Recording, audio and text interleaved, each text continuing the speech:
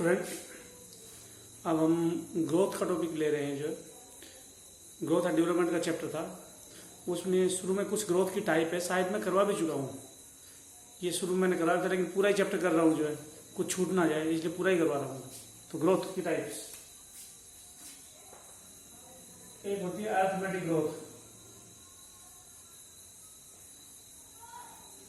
इसमें जैसे एक सेल है, इससे 2 सेल हो जाएंगे,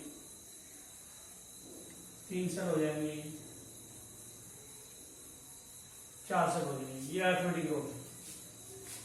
जियोमेट्रिक में 1 से 2 हो जाएंगी,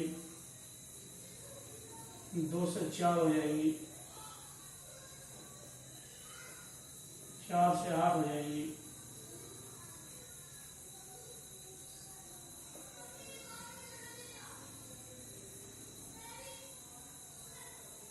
8।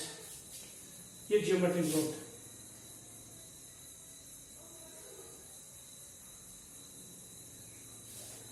अगर किसी ग्रोथ में एक एक सेल ऐड हो तो ऐसी ग्रोथ को अरिथमेटिक ग्रोथ बोलते हैं। In this growth 1 cell is increased in number.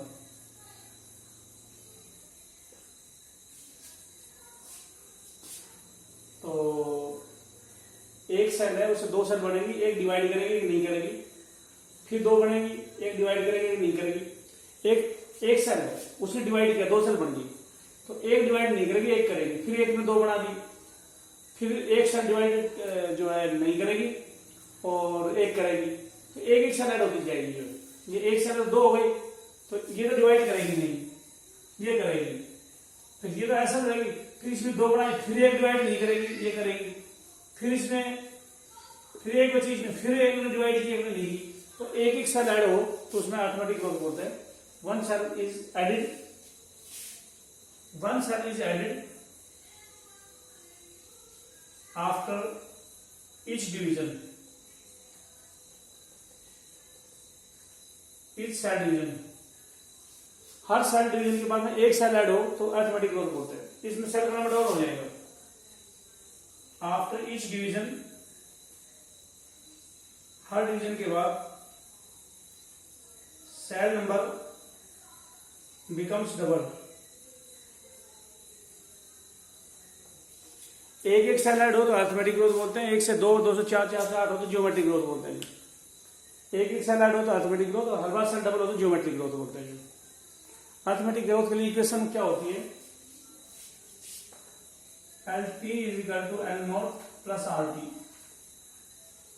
L naught शुरू की लेंथ है, ओरिजिनल लेंथ, R है ग्रोथ रेट, T है टाइम, और ये LT है length after T time, length after T time. इसका मतलब ये हो गया, इसका मतलब ये हो गया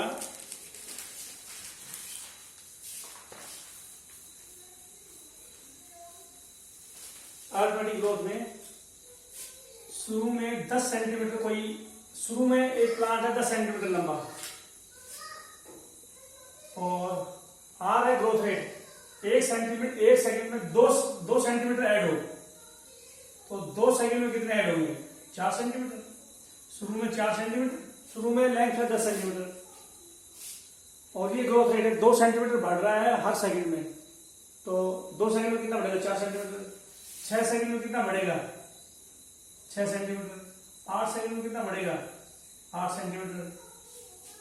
और ओरिजिनल लेंथ से जोड़ो तो बाद की लेंथ आ जाएगी, प्लांट कितना लंबा हो जाएगा। प्लांट टी टाइम के बाद कितना लंबा होगा डिपेंड करता है शुरू में लेंथ कितनी है, किस स्पीड से बढ़ रहा है, और टाइम क्या है, तो ये ग्रोथ रेट आ जाएगा। लेकिन इसकी इक्वेशन क्या है ज्योमेट्रिक ग्रोथ की? W1 is equal to W naught ERT। R वही है, T वही है, लेकिन W1 है weight, original weight, starting weight, starting weight है, ये फाइनल वेट है। शुरू का वेट कितना है, फाइनल वेट कितना हो जाएगा, ये इस पर डिपेंड करेगा। जो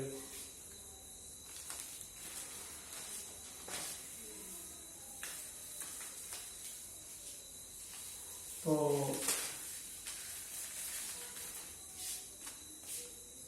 कर्व कैसा आएगा अरिथमेटिक ग्रोथ का, इधर है टाइम, इधर है प्लांट की हाइट, ये कर्व ऐसा आएगा। जैसे जैसे टाइम बीतता जाएगा हाइट बढ़ती जाएगी। अरिथमेटिक ग्रोथ में एक एक सेल ऐड होती जाएगी और हाइट बढ़ती चली जाएगी। ज्योमेट्रिक ग्रोथ में ये आएगा ऐसे। ज्योमेट्रिक ग्रोथ में टाइम ले रहे हैं, वेट ले रहे हैं, टाइम और वेट ले रहे हैं। शुरू में धीरे वेट बढ़ेगा, फिर बाद में तेजी से बढ़ेगा, लास्ट में कांस्टेंट हो जाएगा। वैसे ज्योमेट्रिक ग्रोथ में शुरू में ये कर्व आएगा जैसे, बाद में ऐसे आएगा। शुरू में कर्व आएगा ज्योमेट्रिक ग्रोथ का जैसे, शुरू में धीरे ग्रोथ, लेकिन बहुत तेजी से ग्रोथ होगी। भाई शुरू में तो एक दो सेल ही है, तो 1 से 2 होंगी, 2 से 4, 8, 16, 32, तो सेल का नंबर धीरे धीरे बढ़ेगा। और बाद में ऐसा टाइम आएगा बहुत तेजी से बढ़ेगी, डबल 32 से 64, 64 से 128, 256, तो एकदम बहुत तेजी से वेट बढ़ेगा, सेल का नंबर बढ़ेगा। तो लेकिन बाद में न्यूट्रिएंट कम पड़ जाता है, इसलिए एकदम ग्रोथ धीरे हो जाती है, सिग्मॉइड कर्व आ जाएगा, एकदम कांस्टेंट हो जाएगी ग्रोथ। तो बुक में एनसीईआरटी में 2 ही कर्व लिए हैं, अरिथमेटिक के लिए लीनियर, ज्योमेट्रिक के लिए ऐसे। लेकिन ट्रूमैन की बुक ने कहा है कि शुरू में ज्योमेट्रिक ग्रोथ जे शेप शो करती है, बाद में एस शेप शो करती है, जब न्यूट्रिएंट कम पड़ जाते हैं। और ग्रोथ रुक के हो, ऐसी ग्रोथ ऐसा करवाएगा, ऐसे इंटरमिटेंट ग्रोथ।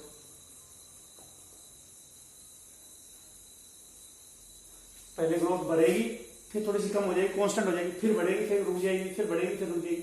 इंटरमिटेंट ग्रोथ भी कई बार मिलती है।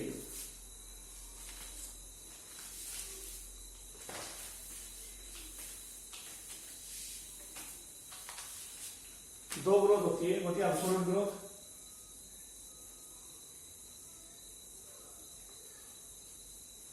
एक होती है रिलेटिव ग्रोथ।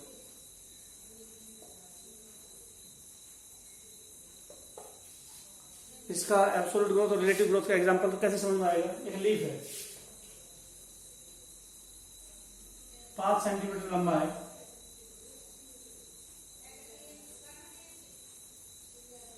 और ये 5 सेंटीमीटर और बढ़ गया। दूसरा लीफ है 50 सेंटीमीटर,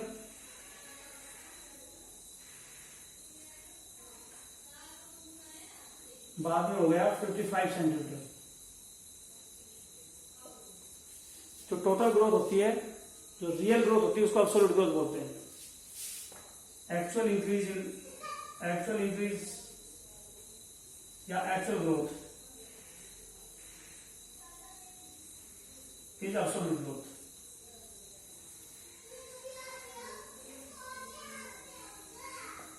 जो एक्चुअली कोई चीज बढ़ती है जितना, उसका एब्सोल्यूट ग्रोथ बोलते हैं। ये ए लीफ है, ये बी लीफ है, इसमें भी 5 सेंटीमीटर की एब्सोल्यूट ग्रोथ है। ये 5 से 10 बढ़ा, ये भी 5 सेंटीमीटर बढ़ा, ये भी 5 सेंटीमीटर बढ़ा, तो दोनों की ग्रोथ एब्सोल्यूट ग्रोथ है 5। रिलेटिव ग्रोथ क्या होती है? Growth per unit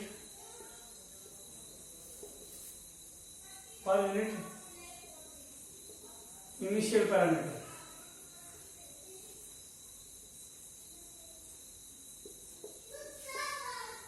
per unit initial parameter, initial parameter के कंपेयर में ग्रोथ कितनी हुई है, शुरू के कंपेरिजन में ग्रोथ कितनी हुई है, इसको बोलते हैं रिलेटिव ग्रोथ। जैसे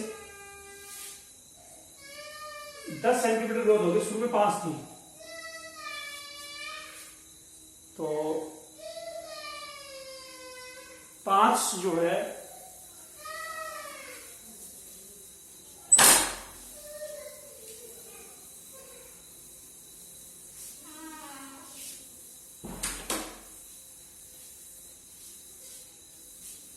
5 सेंटीमीटर से 10 सेंटीमीटर होगी तो 100% ग्रोथ होगी। 5 का 10 हो गई, डबल होगी, डबल नहीं हुई, 5 सेंटीमीटर बढ़ी। यूं ले लो, पहले लेंथ थी 5, फिर हो गई 100, 5 से 10 हो गई। ये 50 से 55 हुई है, शुरू में 50 थी, बाद में 55 हो गई। तो बाद में 55 हो गई, शुरू में 50 थी। तो ये ग्रोथ पहले के कंपैरिजन कितनी ग्रोथ हुई, इसको 50 से 55 हो जाए तो लगभग 5% ही हुई। 50 का 55 हो गया, 5 बढ़ा, 50 टोटल लाइन थी, उसमें 5 बढ़ गया तो 1/10 हो गई, 10% ग्रोथ हो गई जो। क्योंकि यहाँ 5 से 10 हो गई तो डबल हो गई जो। तो पहले के कंपैरिजन में जितनी ग्रोथ हुई उसको रिलेटिव ग्रोथ बोलते हैं, जो टोटल ग्रोथ होती है उसको एब्सोल्यूट ग्रोथ बोलते हैं। लेकिन पहले के कंपैरिजन कितनी हुई उसको रिलेटिव ग्रोथ बोलते हैं। तो एब्सोल्यूट ग्रोथ तो दोनों की 5-5 है जो, लेकिन पहले के कंपेरेटिव में कितनी बढ़ी, 50 की जगह 55 हुई, ये रिलेटिव ग्रोथ है। ये 5 से बढ़ी 10 हुई, तो रिलेटिव एब्सोल्यूट ग्रोथ दोनों की 5 है, रिलेटिव ग्रोथ इसकी डबल हो गई, इसकी 1/10 की हुई जो। तो इस तरह से ग्रोथ होती है। एब्सोल्यूट ग्रोथ का कर्व कैसा आता है,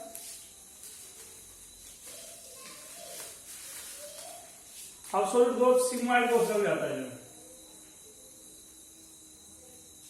ये वेट ले लो या टाइम ले लो, वेट ले लो या ग्रोथ ले लो, ये एब्सोल्यूट ग्रोथ है। प्लांट में टाइम बढ़ता रहता है तो एब्सोल्यूट ग्रोथ बढ़ती है जो। पहले एब्सोल्यूट ग्रोथ 5 होगी, फिर 10 होगी, फिर 20 होगी, फिर कांस्टेंट हो जाएगी। रिलेटिव ग्रोथ का कर्व ये होता है, ये रिलेटिव ग्रोथ का कर्व है ऑफ प्लांट। शुरू में रिलेटिव ग्रोथ बढ़ती जाएगी, बाद में घटती भी जाएगी, रिलेटिव ग्रोथ कम हो जाएगी जो। Absolute growth, relative growth. और सीडलिंग की रिलेटिव ग्रोथ ऐसे आती है, रिलेटिव ग्रोथ ऑफ सीडलिंग। शुरू में रिलेटिव ग्रोथ घटती है, बीज जो शुरू में बीज होता है उसमें रिलेटिव ग्रोथ बहुत तेजी से घटती है जो। तो ये ग्रोथ कर्व होते हैं जो डिफरेंट टाइप की ग्रोथ होती है, उनके कर्व हैं जो है बुक ने जो लिए हैं जो।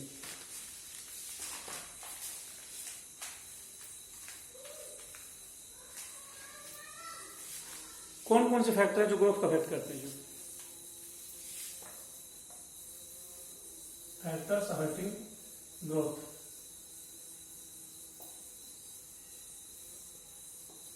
पहला वाटर, ग्रोथ का मतलब है सेल डिवीजन। सेल डिवीजन ज्यादा होगा तो ग्रोथ होगी जो। पानी तो चाहिए ना सेल डिवीजन के लिए, कुछ मोलिक्यूल्स टूटेंगे पानी की प्रेजेंस में, और पानी की वजह से टर्जिडिटी होगी तो ही तो ग्रोथ होगी जो। Water cause turgidity of cell, water cell की टर्जिडिटी भी करेगा, सेल को फुला देगा वाटर, पानी सेल को फुला देगा, पानी सेल को फुलाएगा तो ग्रोथ होगी। Help in hydrolysis of molecules. Endosperm के अंदर प्रोटीन टूटेगा, अमीनो एसिड में तो वाटर निकलेगा, वाटर चाहिएगा जो। फैट टूटेगी, फैटी सेग्रीगेशन में तो वाटर चाहिएगा। मॉलिक्यूल टूटेंगे तभी तो मैस्टोमेटिक टिश्यू के पास मॉलिक्यूल जाएंगे और सेल डिवीजन होगी जो। सेल डिवीजन, मैस्टोमेटिक टिश्यू को न्यूट्रिएंट मिलेगा और सेल डिवीजन होगा जो। तो न्यूट्रिएंट्स सप्लाई करने तो हाइड्रोलाइसिस के लिए पानी की जरूरत होती है। सेल फूलेगी तो ही ग्रोथ होगी जो। Oxygen help in respiration,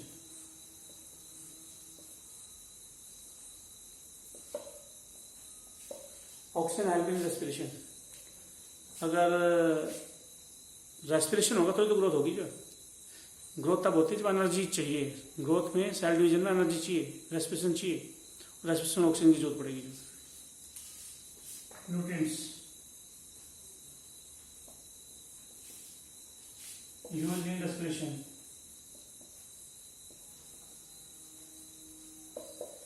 respiration होगा तो एनर्जी निकलेगी, एनर्जी निकलेगी तो सेल डिवीजन होगा, ग्रोथ होगी जो। तो न्यूट्रिएंट्स नहीं होंगे तो रेस्पिरेशन में क्या यूज होगा। न्यूट्रिएंट जो रेस्पिरेशन में यूज होंगे, न्यूट्रिएंट रेस्पिरेशन में यूज होंगे, वहां से एनर्जी निकलेगी, न्यूट्रिएंट रेस्पिरेशन में यूज होगी, वहां से एनर्जी निकलेगी और उस एनर्जी से ग्रोथ होगी। जो न्यूट्रिएंट टूटेंगे रेस्पिरेशन में, उससे एनर्जी निकलेगी, उस एनर्जी से सेल डिवाइड करेंगी और ग्रोथ होगी। Nutrients, water, oxygen, nutrients,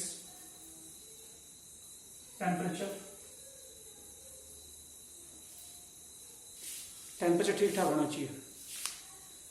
growth तब होती है जब सेल डिवाइड करे, सेल के अंदर रिएक्शन हो, और सेल रिएक्ट तब करेंगी जब एंजाइम ठीक ठाक काम करे। एंजाइम टेम्परेचर से इफेक्ट होते हैं। जो टेम्परेचर बहुत कम, बहुत ज़्यादा होगा तो एंजाइम काम नहीं करेंगे, इससे रेस्पिरेशन नहीं होगा, बगैर रेस्पिरेशन ग्रोथ नहीं होती, सेल डिवीजन नहीं होता है। अगर temperature, optimum temperature required for growth, optimum temperature is required for growth और फॉर एक्टिविटी ऑफ एंजाइम्स।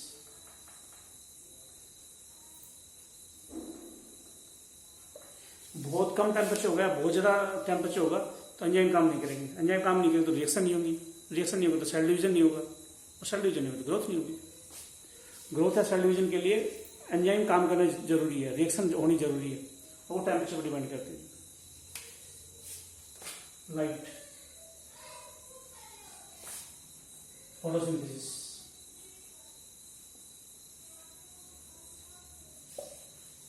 चाहे एनिमल में ऑक्सीजन की जरूरत ना हो, एनिमल में चाहे लाइट या धूप की जरूरत ना हो, लेकिन प्लांट को लाइट चाहिए। लाइट होगी तो ही तो ग्लूकोज बनेगा, ग्लूकोज ही तो रेस्पिरेशन में यूज होगा, एनर्जी देगा। प्लांट के पास ग्लूकोज कहाँ से आएगा? हम तो ग्लूकोज प्लांट को खा लेंगे, ग्लूकोज आ जाएगा, लेकिन प्लांट को ग्लूकोज खुद बनाना होगा तो उसके लिए लाइट चाहिए। तो लाइट से भी ये सारे ग्रोथ के फैक्टर हैं, सारी चीज चाहिए तो इन सारों से सेल डिवीजन होगा और ग्रोथ होगी। जो तो एक फैक्टर अफेक्टिंग ग्रोथ है।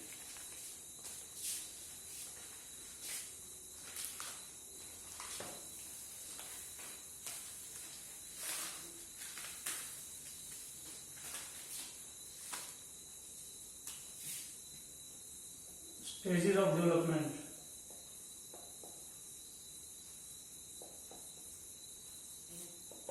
डेवलपमेंट की स्टेजेस,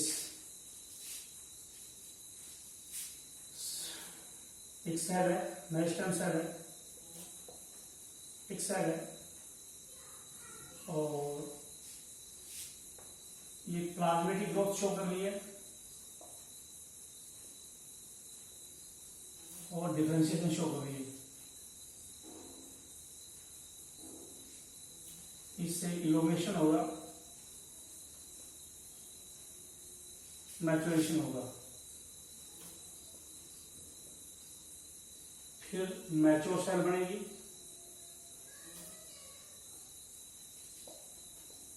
सेनेसेंस होगी और फिर डेथ होगी। प्लांट के अंदर लाइफ में जितने भी चेंज आते हैं उनको डेवलपमेंट बोलते हैं। क्या क्या चेंज आते हैं प्लांट के अंदर? ये कैसे याद करेंगे पता है? रूट की वो पार्ट याद कर लो। प्लांट की रूट के सबसे नीचे क्या होता है?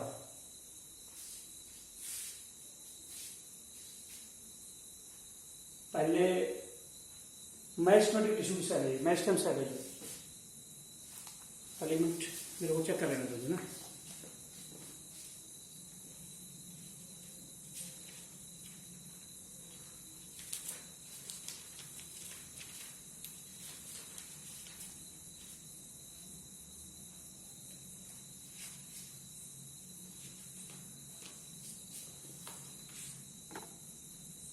यहां से लिया है, इसमें बुक ने, ट्रूमैन की बुक ने अलग लिया है, एनसीईआरटी ने अलग लिया है। इसको ट्रूमैन ने अलग लिया है, एनसीईआरटी ने अलग लिया है। चलो कोई बात नहीं है। जैसे ये मेरिस्टेमेटिक सेल है, कौन कौन सी स्टेज से गुजरती है मेरिस्टेमेटिक सेल? ये मेरिस्टेमेटिक सेल कौन सी स्टेज से गुजरती है? पहले तो सेल लंबी होती है तो इसको बोलते हैं प्लाज्मेटिक ग्रोथ या एलोमेशन। फिर सेल डिफरेंशिएट हो जाती है, इसको डिफरेंशिएशन या मैचुरेशन बोलते हैं। रूट में क्या होता है? सबसे नीचे सेल डिवाइड करती है, वो मेरिस्टेमेटिक सेल है। कौन कौन सी स्टेज से गुजरेगी मेरिस्टेमेटिक सेल? पहले लंबी होगी, फिर डिफरेंशिएट होगी, डिफरेंशिएट होने के बाद इसको मैच्योर सेल बोल देंगे, जहां रूट एयर आ जाएगी। जब रूट को मरना होगा तो पहले सेनेसेंस होगी, फिर डेथ हो जाएगी। ये हर सेल इन स्टेज से गुजरती है। प्लांट की हर सारी स्टेज से गुजरती है। पहले मेरिस्टेम का सेल होती डिवाइड करती है, फिर वो इलोंगेशन और डिफरेंशिएशन होता है, मैच्योर सेल बन जाती है, फिर सनेसेंस होता है, हार्मफुल चेंज होता है, मर जाती है। तो ये होते हैं जो स्टेजेस ऑफ डेवलपमेंट।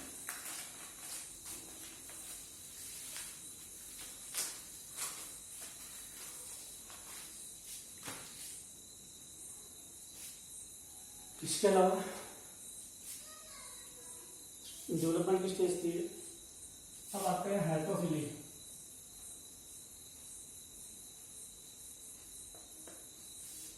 हाइड्रोफिली क्या होती है? प्लांट में लीफ, एक से ज्यादा टाइप के लीफ प्लांट में हो तो हाइड्रोफिली बोलते हैं। Presence of more than one types of leaves in the same plant.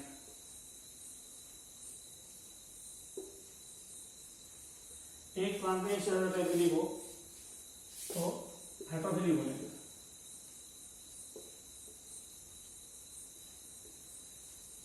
जैसे ये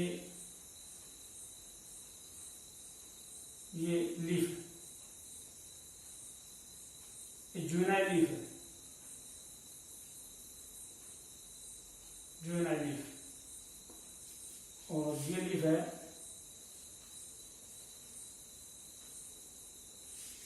ये अडल्ट लीफ है। बताओ, शुरू में लीफ अलग टाइप का, बाद में अलग टाइप का लीफ है, ये हाइड्रोफिली है कि नहीं? लेकिन एक ही प्लांट में अलग अलग टाइम पे है ये लीफ, तो इसको डेवलपमेंटल हाइड्रोफिली बोलेंगे। Developmental hydrophily.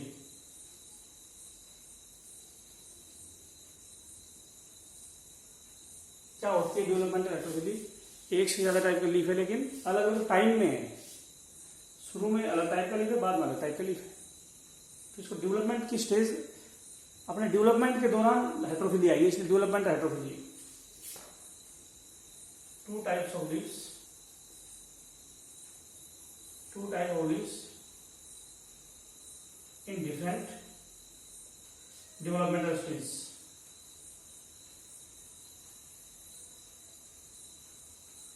अलग अलग डेवलपमेंटल स्टेज में अलग अलग लीफ होते हैं, डेवलपमेंटल हाइड्रोफिली बोलेंगे। कहाँ मिलती है? Cotton, coriander, लार्कस्पर। लार्कस्पर को डेल्फिनियम भी बोलते हैं।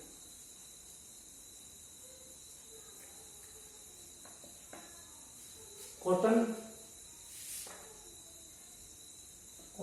कोरिएंडर और लार्कस्पर, ये डेवलपमेंटल हाइड्रोफिली है। अलग अलग डेवलपमेंटल स्टेज में लीफ अलग अलग टाइप का है। शुरू में लीफ अलग टाइप का, बाद में अलग टाइप का। डेवलपमेंट की अलग अलग स्टेज में अलग अलग टाइप का लीफ है, इसलिए इसको क्या बोलेंगे? डेवलपमेंट हाइड्रोफिली बोलेंगे। कॉटन, कोरिएंडर और लार्कस्पर में एक ही टाइप पे एक ही समय दो टाइप के लीफ हो, उसको क्या बोलते हैं? Environmental hydrophily. एनवायरमेंट की वजह से भी हाइड्रोफिली हो जाती है। एक ही टाइम पे अलग टाइप के लीफ होता है, एनवायरमेंटल हाइड्रोफिली बोलते हैं।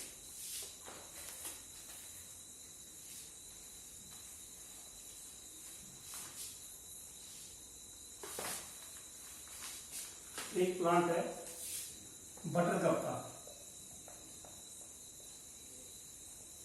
इसमें शुरू में लीफ ऐसा होता है, ऐसा लीफ भी होता है और ऐसा लीफ भी होता है।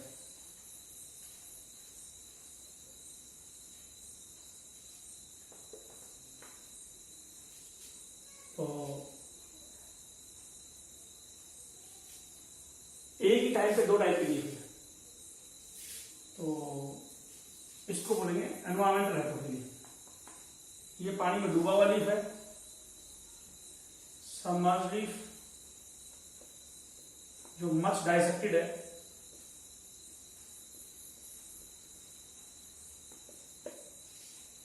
एनवायरमेंटल हाइड्रोफिली है।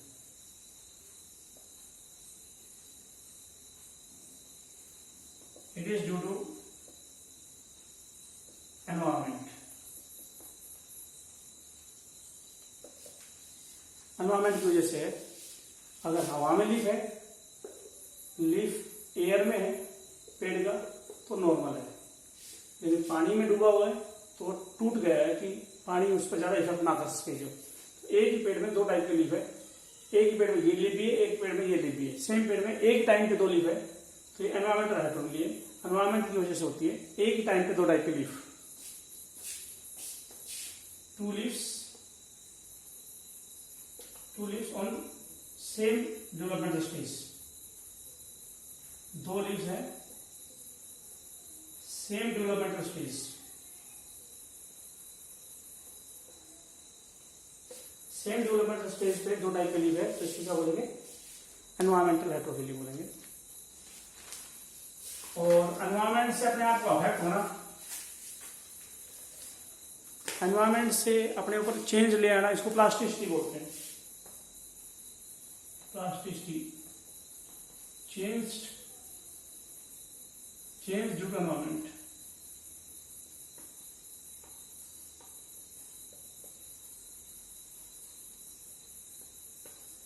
एनवायरमेंट से चेंज आ जाना, एनवायरमेंट से चेंज आ जाना प्लास्टिसिटी होता है। अब मैं आता हूं ऑक्सीजन के ऊपर।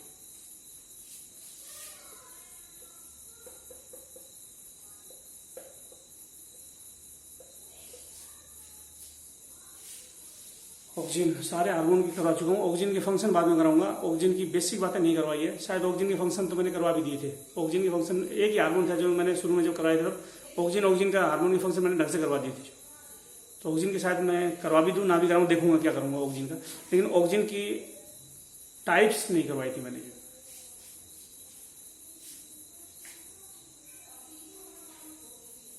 Oxygen produced in suit tip, suit tip पे बनता है फॉर्म। इसका प्रीकर्सर कौन है? इस प्रीकर्सर इज ट्रिप्टोफैन।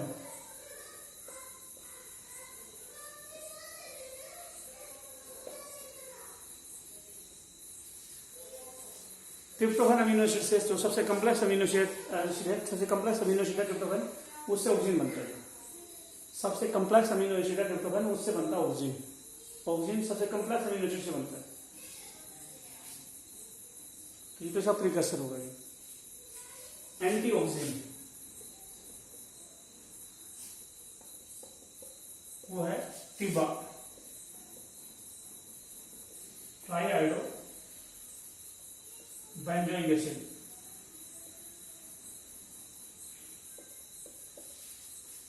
बेंजीन और सीओच बेंजोइक एसिड, बेंजीन सीओच बेंजोइक एसिड, 3 आयोडीन होता है, ट्राईआयोडो बेंजोइक एसिड। ये एंटी ऑक्सीजन, ऑक्सीजन के खिलाफ काम करता है। ऑक्सीजन बनता है ट्रिप्टोफैन से, ऑक्सीजन बनता है ट्रिप्टोफैन से, लेकिन ऑक्सीजन के खिलाफ काम करता है टिबा, एंटी ऑक्सीजन हो गया। ऑक्सीजन फ्री भी मिलते हैं और बाउंड भी मिलते हैं। फ्री ऑक्सीजन और बाउंड ऑक्सीजन, ये फ्री भी मिलते हैं। ये work against oxygen. Anti oxygen oxygen के खिलाफ काम करते हैं, एंटी ऑक्सीजन ऑक्सीजन के खिलाफ काम करते हैं, और एंटी ऑक्सीजन ऑक्सीजन के खिलाफ काम करते हैं। ये ऑक्सीजन है, फ्री भी मिलते हैं, बाउंड। कौन कौन से ऑक्सीजन बाउंड ऑक्सीजन है, अटैच मिलते हैं? तो IAA है, IAA ये ग्लूकन से अटैच हो सकता है, IAA ग्लाइकोप्रोटीन से अटैच हो सकता है,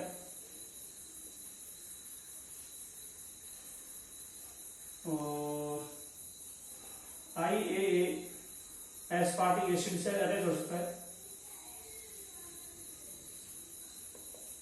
ये बाउंड ऑक्सीजन है, जो ऑक्सीजन जो दूसरे मोलिक्यूल से जुड़े हुए हैं। ग्लूकन तो कार्बोहाइड्रेट है, पॉलीमर है ग्लूकोज का। ग्लाइकोप्रोटीन कार्बोहाइड्रेट प्रोटीन से बनती है। Aspartic acid acidic amino acid है। तो ये ऑक्सीजन है। जो कुछ ऑक्सीजन प्लांट में मिलते हैं उनको नेचुरल ऑक्सीजन बोलते हैं, जो लैब में बनाए हैं उनको सिंथेटिक ऑक्सीजन बोलते हैं। वो मैं एग्जांपल ले रहा हूँ। जो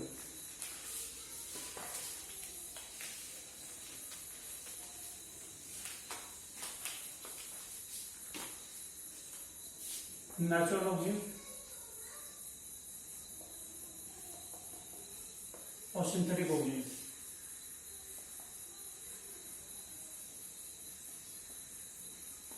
ये एक मॉलिक्यूल है, इसका नाम है इंडोल। एक हेक्सागोनल रिंग है, पेंटागोनल रिंग है, नाइट्रोजन है पेंटागोनल रिंग में, इसको इंडोल बोलते हैं।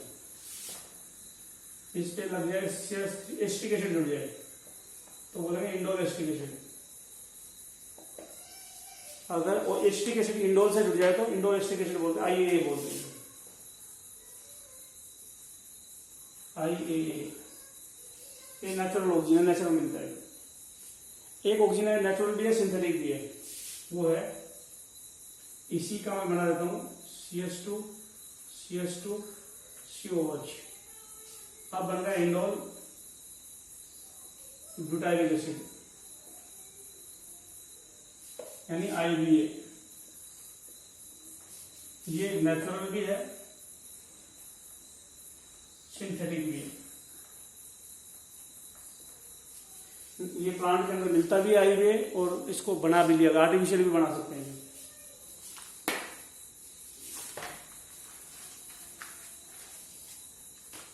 हो गया यहाँ तक, ठीक है। ऑक्सीजन ले लें। अब ऑक्सीजन पे आएंगे हम। अब ऑक्सीजन पे आते हैं। यहाँ तक तो ऑक्सीजन हो गया। ऑक्सीजन और भी है, कई टाइप की। ऑक्सीजन ग्रोथ कराता है, इसलिए ऑक्सीजनोलॉजी ग्रोथ की स्टडी होती है, ग्रोथ कराता है इसलिए ऑक्सीजन बोलते हैं। ऑक्सीजन और कौन कौन से टाइप के होते हैं, इसको क्या बोलते हैं?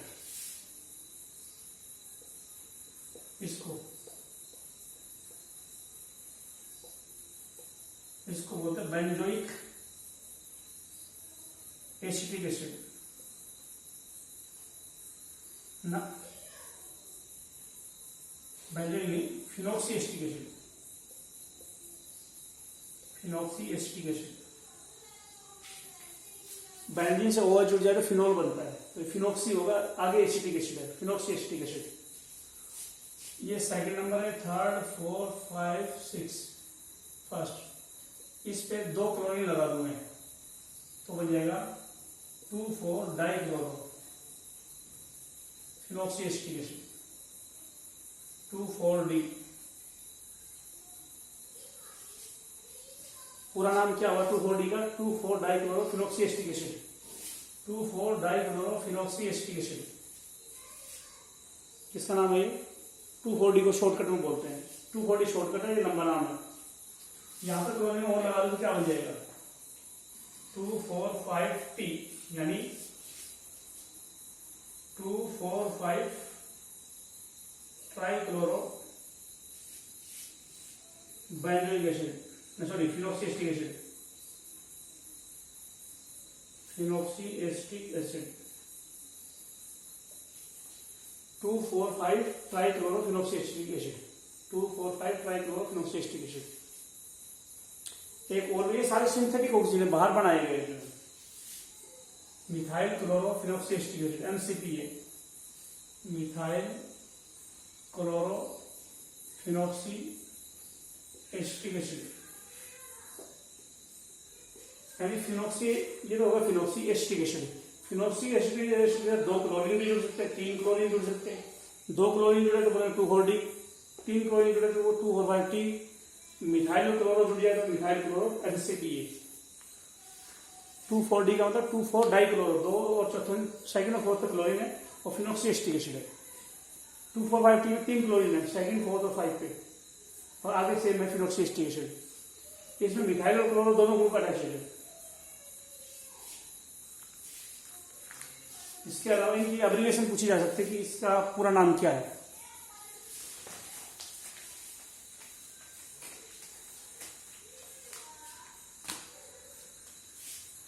Carboxy methyl thiocarbamate, carboxy methyl थायोकार्बामेट।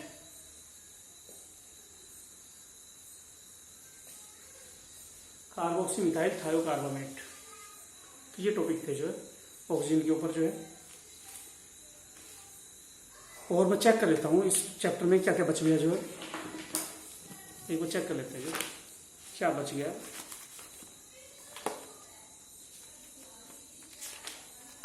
Oxygen के फंक्शन तो बचे हुए हैं अभी जो कराएंगे वो जो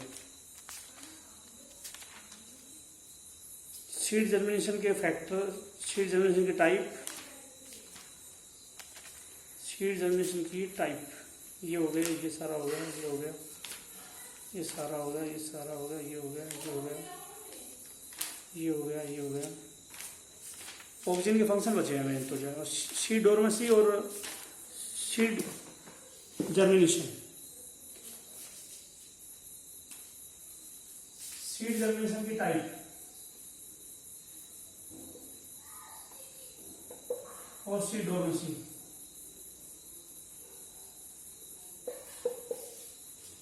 ये मेरे को ऐसा लगता है जैसे मैंने +2 में करवा दिया हो, जो प्लांट रिप्रोडक्शन वाले चैप्टर में करवाया था शायद मेरे ख्याल से, सीड डोर्मेंसी करवा दी मैंने, सीड डोर्मेंसी प्लांट रिप्रोडक्शन चैप्टर में करवाई मैंने, प्लांट रिप्रोडक्शन चैप्टर। तो लिख लो नोटबुक में कि प्लांट रिप्रोडक्शन वाले चैप्टर में से सीड डोर्मेंसी पढ़नी है, जब प्लांट फिजियोलॉजी का चैप्टर आएगा तब जो ये करवा चुका हूं। सीड जर्मिनेशन 3 टाइप के होते हैं, एपिजियल, हाइपोजियल,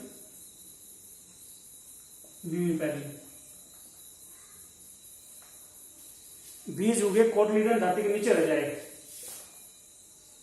सीड उगेगा, बीज उगेगा, कोटलीडन जो है धरती के नीचे रहेगा, मीन्स बिलो ग्राउंड। एग्जाम्पल है मटर, तो इसको हाइपो मतलब नीचे, ये कोटलीडन है धरती के नीचे है, बीज उग रहा है, हाइपोजियल। इसमें कोटलीडन मिट्टी के ऊपर रहेगा, कोटलीडन कम अबव सॉइल। एलएन की बुकलेट से पढ़ लेना, इनके एग्जाम्पल बहुत ज्यादा दे रखे हैं, सारे एग्जाम्पल पढ़ने पड़ेंगे, वो पूछेगा एग्जाम में जो कि इनमें से छाटो कौन सा हाइपोजियल है, कौन सा एपिजियल। ट्रूमैन की बुक में है नहीं, एलएन की बुकलेट मेरे पास है नहीं जो, तो वहां करना जो हाइपोजियल एपिजियल। विविपेरियल किसको बोलते हैं,